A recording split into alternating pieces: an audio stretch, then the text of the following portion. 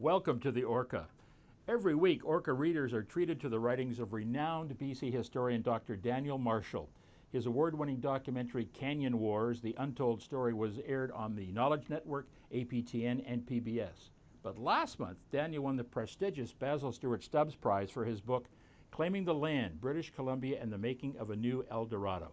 And we're delighted to have Daniel join us now via Skype from his home to talk about his work, his love of BC history, and his love of BC in general. Daniel, great to see you.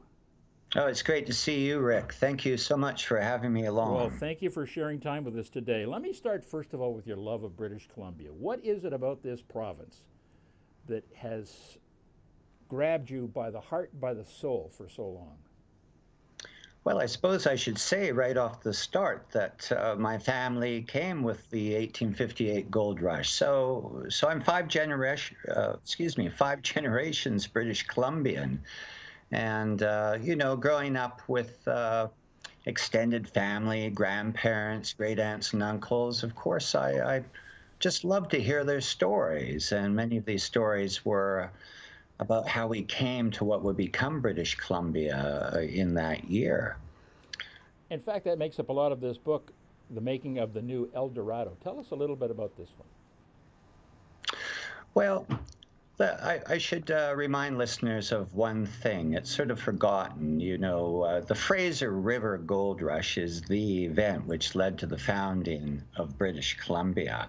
But more than that, it's a much bigger event than most people realize. Not only did it lead to the creation of a colony, it was, in fact, the third great mass migration of gold seekers in search of a new El Dorado. There was the California Gold Rush, of course, in 1849.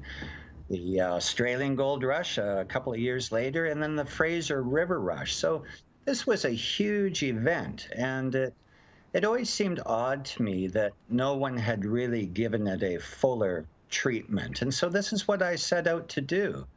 And along the way, as a younger person, I just loved the gold rush. My father was an engineer, and he used to take me on trips to some of his projects up the Fraser and Thompson River. And he'd be telling me of the history, Simon Fraser himself, David Thompson, the gold rush, the romance of it. I was steeped in it. The saloons, the riverboats, the gambling dens, this sort of thing. But when I started researching it in more detail, and particularly, I should add, south of the border, I began to uncover this other story, which you've alluded to, and that is the Canyon War. I found that British Columbia history, written to that point at least, had not really investigated this question thoroughly.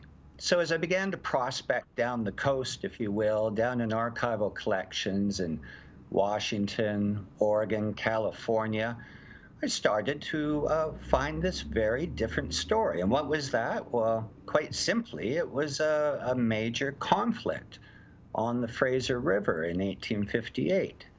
And the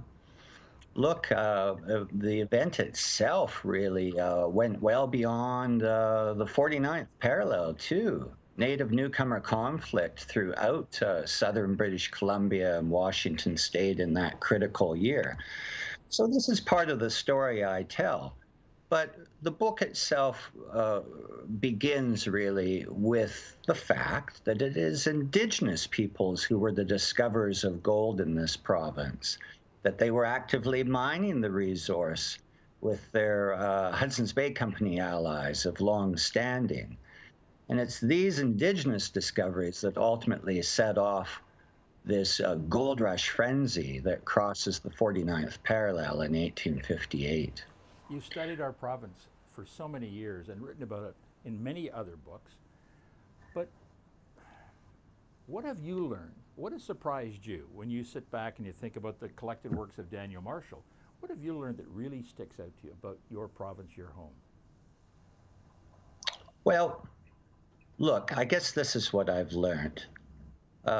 Provinces, nations, indeed nations are narratives themselves. I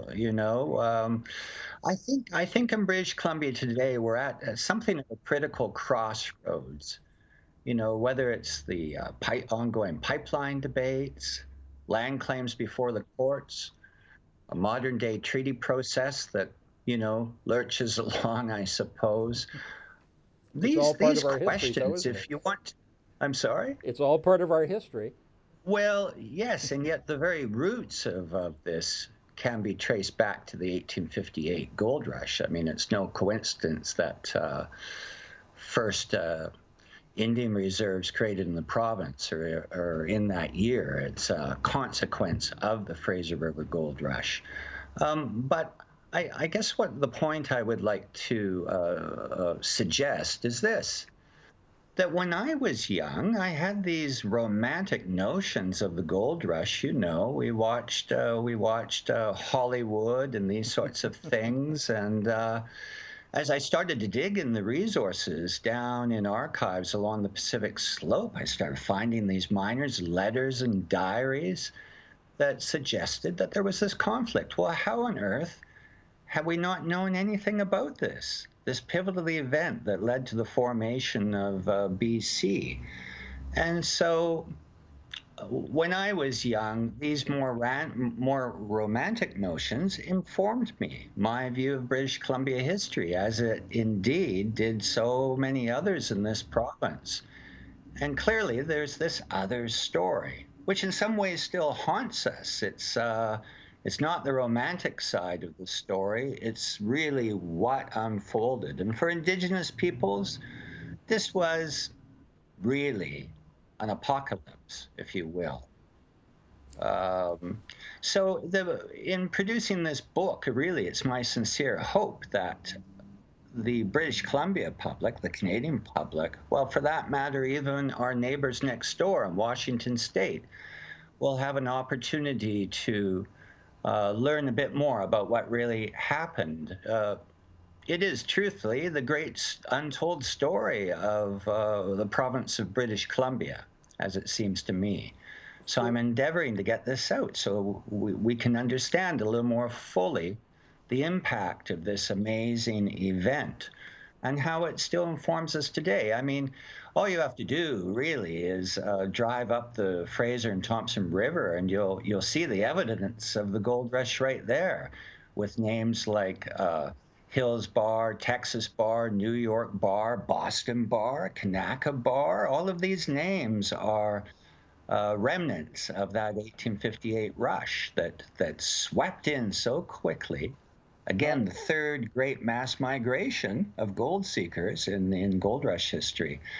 And of course, it left so many effects. It's the beginning of colonialism. It's the beginning of Indian reserves.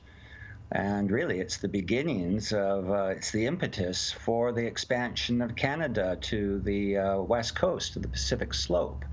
So it's a big book. It covers a lot of ground. The public to this point have been quite taken with, I suppose, what you would call the central chapter on the Fraser Canyon War itself. But it goes into much more detail also. It's the history of one critical year. Boy, I could go on and on about this. It's true. I've been, I've been studying and writing on this for decades now. Well, as a guy, let me ask you that as a man who has spent so much of his life looking back at history, how do you feel about the history we're writing right now in 2019? Well, there's been an extraordinary change. When I was a young undergraduate at the University of Victoria, I was one of the few, I suppose, interested in pursuing this colonial encounter with Indigenous peoples. And well, since that time, okay, that was back in the 1980s. There's been huge change. There are so many more academics interested today in researching Indigenous history and these early events, and that's all for the good. But I must confess, in this rather polarized world we live in today at times, and I'm including myself in this, we're only as good as the kind of stories our family have told us when we were young, or the kind of books we may have read. And clearly, much more happened in this critical year of 1858. Um, and this is a story that needs to be told. It needs to be told. Public, really, we almost need to kind of shape-shift the public consciousness. Most people, I used to do a lot of reconciliation workshops in years past with my good friend, former Chief Wes Modest. He's no longer with us, Chief of the Cowichan Tribes. And this was with regard to an earlier book I had written called Those Who Fell from the Sky.